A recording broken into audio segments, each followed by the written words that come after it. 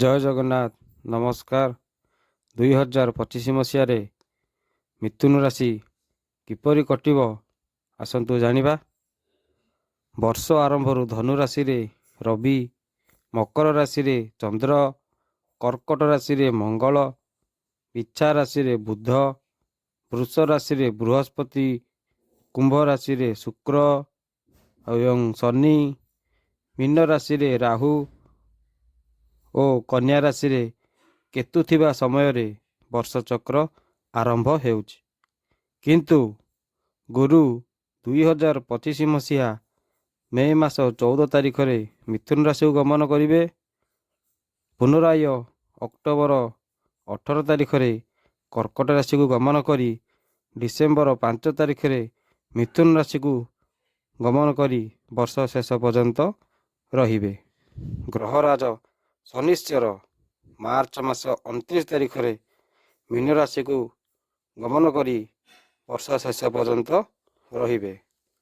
ରାହୁ ମେ ମାସ 29 ତାରିଖରେ କୁମ୍ଭ ରାଶିକୁ ଗମନ କରି ବର୍ଷ ଶେଷ ପର୍ଯ୍ୟନ୍ତ ରହିବେ। କେତୁ ମେ ମାସ 29 ତାରିଖରେ ସିଂହ ରାଶିକୁ ଗମନ କରି ବର୍ଷ ଶେଷ ପର୍ଯ୍ୟନ୍ତ ରହିବେ। ଇଏ ଥିଲା ଗ୍ରହ ସ୍ଥିତି। ଗ୍ରହମାନଙ୍କର ସ୍ଥିତିକୁ ନେଇ ଯଦି ଆମେ ବିଚାର କରିବା ତାହେଲେ ମିଥୁନ ରାଶିର ଜାତକଙ୍କ ପାଇଁ 2025 ମସିହାରେ ଦଶମ ଭାବରେ ଶନି ଥିବାରୁ ଶାରୀରିକ କ୍ଷେତ୍ରରେ ଓ କ୍ୟାରିୟରରେ ପ୍ରବଳ ଉନ୍ନତି ହେବ। ଦୀର୍ଘ ଦିନ ଧରି ଅଧାରେ ପଡ଼ିଥିବା କାର୍ଯ୍ୟମାନ ଧୀରେ ଧୀରେ ପୂର୍ଣ୍ଣ କରିବାକୁ ସାହସ ମିଳିବ। ନଷ୍ଟ ହୋଇଥିବା ପ୍ରତିଷ୍ଠା ପ୍ରତିପତ୍ତା ଫେରି ପାଇ ସମ୍ମାନ ହେବେ। ଉଚ୍ଚସ୍ତରୀୟ ଯାନବାହନ କ୍ରୟ କରିବାର ସୁବିଧା ସୁଯୋଗ ପାଇବେ। ସରକାରୀ କ୍ଷେତ୍ରରେ ପରୀକ୍ଷା ଦେଲେ ଉତ୍ତୀର୍ଣ୍ଣ ହେବେ। ସାଙ୍ଗସାଥୀଙ୍କ ସହ ଦୂର ସ୍ଥାନକୁ ଭ୍ରମଣ କରିବା ପାଇଁ ଯାଇପାରନ୍ତି, କିନ୍ତୁ ସତର୍କତା ଅବଲମ୍ବନ କରିବେ। ନୂଆ ନୂଆ ଉପାୟ ଚିନ୍ତା କରିବେ। ମିତ୍ରଙ୍କ ସାହାଯ୍ୟରେ ବନ୍ଦ ଥିବା କାର୍ଯ୍ୟକୁ ଚାଲୁ କରିବା ପାଇଁ ସକ୍ଷମ ହେବେ। ଦୃଢ଼ ସଂକଳ୍ପ ଆତ୍ମବିଶ୍ୱାସରେ ଭରପୁର ହେବ। ବିଶେଷ କରି ବିଦ୍ୟାର୍ଥୀମାନଙ୍କ ପାଇଁ ଏହା ଏକ ସୁବର୍ଣ୍ଣ ସୁଯୋଗ। ପ୍ରତିଦ୍ୱନ୍ଦ୍ୱିତା ପରୀକ୍ଷାରେ, ପ୍ରଶାସନିକ ସେବା ପରୀକ୍ଷାରେ ଶୁଭଫଳ ଦେବ। ବିଦ୍ୟା କ୍ଷେତ୍ରରେ ପ୍ରଶଂସା ପାଇବେ। ବିଦ୍ୟାର୍ଥୀମାନଙ୍କର ଶିକ୍ଷାରେ ଭଲ ପରିଣାମ ମିଳିବ, କିନ୍ତୁ ଶିକ୍ଷା ପ୍ରତି ଧ୍ୟାନ ଦେବାକୁ ପଡ଼ିବ। ଆର୍ଥିକ ପରିସ୍ଥିତି ବହୁତ ଭଲ ରହିବ, କାରଣ ଏହି ସମୟରେ ଅଲଗା ଅଲଗା ମାଧ୍ୟମରେ ଧନ ଲାଭ କରିବା ପାଇଁ ସକ୍ଷମ ହେବେ। କିନ୍ତୁ ଆପଣଙ୍କର ଖର୍ଚ୍ଚ ପ୍ରତି ସଜାଗ ରହିବା ଆବଶ୍ୟକ। ମାନସିକ ଚିନ୍ତାରୁ ମୁକ୍ତି ପାଇବେ। ଯେଉଁ କାର୍ଯ୍ୟ କରିବାକୁ ଚେଷ୍ଟା କରିନଥିବେ ସେହି କାର୍ଯ୍ୟ ସହଜ ଏବଂ ସରଳରେ ମଧ୍ୟ ହୋଇପାରିବ। ଫଳରେ ଉତ୍ସାହ ଓ ଉଦ୍ଦୀପନା ବୃଦ୍ଧି ପାଇବ। ବ୍ୟବସାୟିକ କାରବାର ଗତିବିଧିରେ ହଠାତ୍ ପରିବର୍ତ୍ତନ ଝଲକ ଦେଖାଦେବ। ପୂର୍ବରୁ ଯେଉଁ ବ୍ୟବସାୟରେ ଉତ୍ଥାନ ପତନ ହେଉଥିଲେ ତାହା ଅପସରି ଯାଇ ନିଜ ପରିଶ୍ରମରେ ସଫଳତା ପାଇବେ।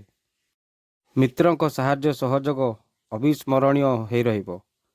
ବ୍ୟବସାୟମାନେ ଗ୍ରାହକ ସେବାଠୁ ଗ୍ରହଣ କରି ଯଶମାନ ବୃଦ୍ଧି ଉତ୍ତମ ଆୟର ପଥ ମଧ୍ୟ ପରିଷ୍କାର କରିବେ। ଉଦାସୀନତା ନକାରାତ୍ମକକୁ ଛାଡ଼ିବା ପାଇଁ ପ୍ରୟାସ ଜାରି ରଖିବେ। ସନ୍ତାନମାନେ ଉଚ୍ଚଶିକ୍ଷାର ଶ୍ରେଷ୍ଠ ସ୍ଥାନ ଲାଭ କରିବା ଫଳରେ ନିକଟ ସମ୍ପର୍କୀୟକୁ ପ୍ରଶଂସା ପାଇବେ। ଇଲେକ୍ଟ୍ରୋନିକ୍ସ ମିଡ଼ିଆ ବା ପ୍ରିଣ୍ଟ ମିଡ଼ିଆ ଦ୍ୱାରା ଲୋକ ସମ୍ପର୍କ ବୃଦ୍ଧି ପାଇବ। ସାମାଜିକ ସ୍ତରରେ ଦୃଢ଼ ପଦକ୍ଷେପ ନେଇ କାର୍ଯ୍ୟ ହାସଲ କରିବେ।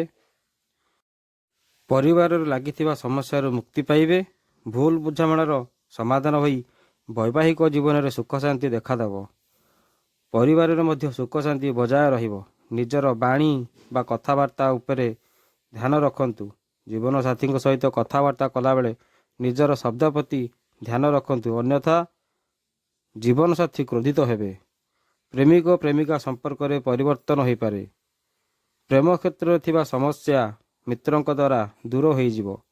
ଆମୋଦ ପ୍ରମୋଦ, ମନୋରଞ୍ଜନ, ନୃତ୍ୟ, ଗୀତ, ମୌଜ ମଜଲିସରେ ମଜି ରହିବେ। ଅବିବାହିତ ଯୁବକ ଯୁବତୀମାନେ ବିବାହ ହୋଇଯିବାର ସୁଯୋଗ ପାଇବେ। ରାଜନୀତି କ୍ଷେତ୍ରରେ ଆଶା କରୁଥିବା ଖବର ପାଇ ଖୁସି ହେଇଯିବେ। ଅଧିକରୁ ଅଧିକ ଲୋକ ସମର୍ଥନ ପାଇ ନିର୍ବାଚନ କ୍ଷେତ୍ରରେ ନିର୍ବାଚିତ ହେଇପାରିବେ। ରାଜନୈତିକ କ୍ଷେତ୍ରରେ କୌଣସି ଯୋଜନା ମୁତାବକ କାର୍ଯ୍ୟ କଲେ ସେମିତି କିଛି ଅସୁବିଧା ହେବ ନାହିଁ। ଧାର୍ମିକ କାର୍ଯ୍ୟରେ ସଫଳତା ପାଇବା ସହ ଦୁଃଖ ଦୁର୍ଦ୍ଦଶା ଦୂରୀ କରିବାକୁ ପ୍ରୟାସଚରିତ ହେବେ। କିନ୍ତୁ ନବମ ଭାବରେ ରାହୁ ଓ ଜନ୍ମ ଭାବରେ ବୃହସ୍ପତି ଥିବାରୁ ସନ୍ତାନମାନଙ୍କର ନିଜର ବେଳେବେଳେ ସ୍ୱାସ୍ଥ୍ୟ ଖରାପ ହେବ ବୋଲି ମାନସିକ ଚିନ୍ତା ଲାଗି ରହିବ। କେତେକ କ୍ଷେତ୍ରରେ ସୁଯୋଗ ପାଇଲେ ମଧ୍ୟ ସଦ୍ବ୍ୟବହାର କରିବା କଷ୍ଟକର ହୋଇପଡ଼ିବ। ଜୀବନସାଥୀଙ୍କ ସ୍ୱାସ୍ଥ୍ୟ ଖରାପ ହେବା ଯୋଗୁଁ ପ୍ରାୟ ସମୟ ଆପଣ ଚିନ୍ତିତ ରହିବେ। ପୁରୁଣା ରୋଗର ପ୍ରକୋପ ବୃଦ୍ଧି ପାଇବା ପାଇଁ ଚିନ୍ତାର ମୁଖ୍ୟ କାରଣ ହୋଇଯିବ। ସ୍ୱାସ୍ଥ୍ୟ ପ୍ରତି ବିଶେଷ ଧ୍ୟାନ ରଖିବା ଉଚିତ। ଖାଦ୍ୟପେୟ ପ୍ରତି ବିଶେଷ ଧ୍ୟାନ ଦେଇ ବ୍ୟାୟାମ କରିବା ଆବଶ୍ୟକ। ପରିବାରର କୌଣସି ଘଟଣାକୁ ବ୍ୟତିବ୍ୟସ୍ତ ହୋଇଯିବେ। ସରକାରୀ କର୍ମଚାରୀମାନେ ଅତ୍ୟଧିକ କାର୍ଯ୍ୟଚାପ ଯୋଗୁଁ କଠିନ ପରିଶ୍ରମ ହେତୁ ଶାରୀରିକ ମାନସିକ କଷ୍ଟ ଭୋଗ କରିବେ। ସତର୍କରେ ନ ଚାଲିଲେ ଆୟର ବ୍ୟବହାର କଥାବାର୍ତ୍ତାରେ ନିୟନ୍ତ୍ରଣ ନ ରଖିଲେ କୌଣସି ଭୁଲ କାମ କରି ଅନୁତାପ କରିପାରନ୍ତି। ସେଥିପାଇଁ ସତର୍କତା ଅବଲମ୍ବନ ରଖିବା ନିହାତି ଆବଶ୍ୟକ।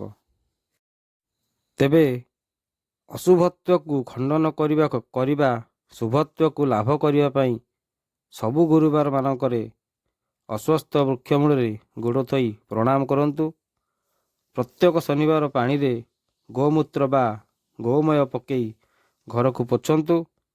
ସବୁ ସମୟରେ ମୟୂରଚନ୍ଦ୍ରିକା ଓ ସବୁଜ ରଙ୍ଗର ରୁମାଲଟିଏ ପାଖରେ ରଖି ବାହାରକୁ ଯାତ୍ରା କରନ୍ତୁ। ତାହେଲେ ଦେଖିବେ କୌଣସି ପ୍ରକାର ଅସୁବିଧାର ସମ୍ମୁଖୀନ ହେବେ ନାହିଁ। ସମସ୍ତ ଅରିଷ୍ଟ ଖଣ୍ଡନ ହୋଇଯିବ ଏବଂ ସୁଖ ଶାନ୍ତିରେ ବର୍ଷଟି ଆପଣଙ୍କର ଭଲରେ କଟିବ।